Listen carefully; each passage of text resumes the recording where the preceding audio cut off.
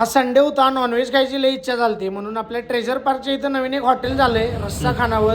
बघले एक नवीन हॉटेल एक ओपन झालंय ट्रेजर पार्कच्या इथं नॉनव्हेजचं. म्हटलं जरा टेस्ट घेऊया. हॉटेलचं नाव आहे रस्सा खानावळ. आईनी पाणी पहिला दिले, बघूया टेस्टला कसं आहे.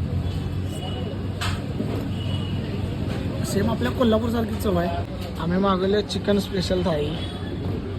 अभिदादानं पण घेतली. अभिदादा बघू आता थोड्या वेळाने टेस्ट कशी आहे सांगते. तोच अभिदादाला कळते. डेंजर रे.